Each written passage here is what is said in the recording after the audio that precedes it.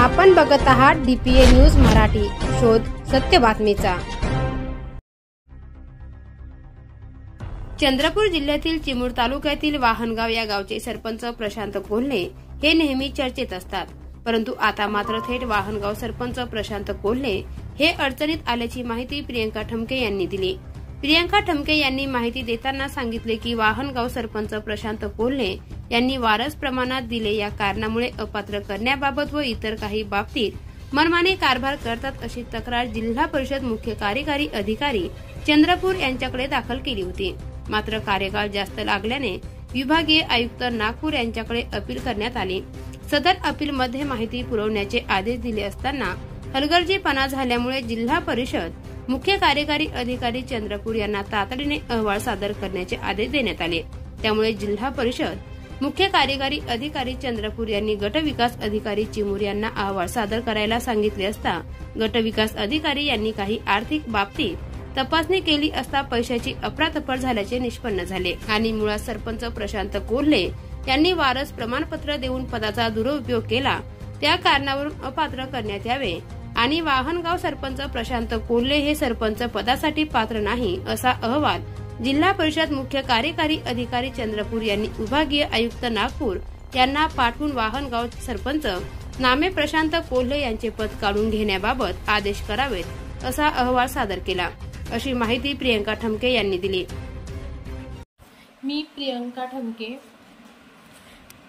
नेहमीच चर्चेत असलेलं चंद्रपूर जिल्ह्यातील चिमूर तालुक्यातील वाहनगाव हे गाव कुठल्या ना कुठल्या कारणावरून नेहमीच चर्चेत असतं। या गावातील सरपंच प्रशांत कोल्हे यांनी प्रेमिला मधुसूदन गजबे ही बाहेरगावील महिला हिला वारस प्रमाणपत्र दिलं। वारस प्रमाणपत्र देण्याचा अधिकार कुठल्याही सरपंचाला नाही, तरी सुद्धा त्यांनी वारस प्रमाणपत्र हे त्या बाहेरगावील महिलेला दिलं। त्यानंतर मी माननीय अप्पर आयुक्त यांच्याकडे तक्रार दाखल केली। त्या तक्रार 2 वर्षापूर्वीच दाखल केली आणि त्या तक्रारीच्या अनुषंगाने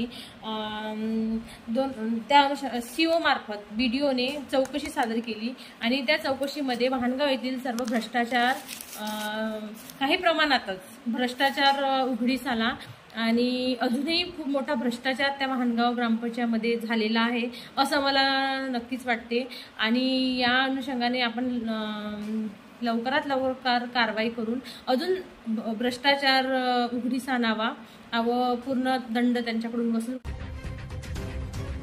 यावेळी सरपंच यांनी देखील या सर्व प्रकरणावर आमचे DPA न्यूजचे प्रतिनिधी जगदीश मेश्राम यांच्याशी फोनद्वारे केलेली बातचीत आम्हाला देखील न्याय मिळेल अशी भूमिका सरपंच यांनी मांडली आहे।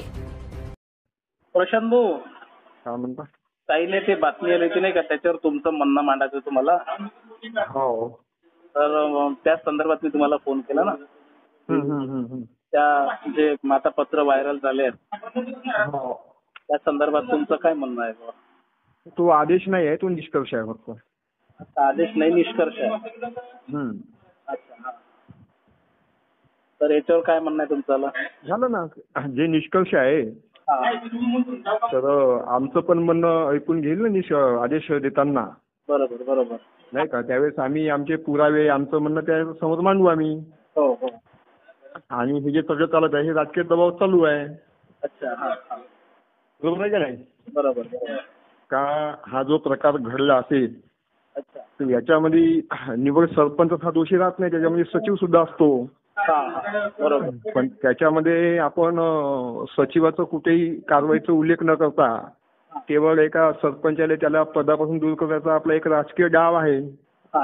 हे राजकीय षडयंत्र आहे, पण आम्हाला माहित आहे का न्याय मिळेल आम्हाला म्हणून, आणि आमच्यावरती अशी कोणतीही कारवाई होणार नाही। DPA न्यूज साठी प्रतिनिधी जगदीश मेश्राम, चंद्रपूर। ताज्या घडामोडी व अपडेट जाणून घेण्यासाठी आताच DPA न्यूज चॅनलला सबस्क्राईब करा आणि बेल आयकॉन क्लिक करायला विसरू नका।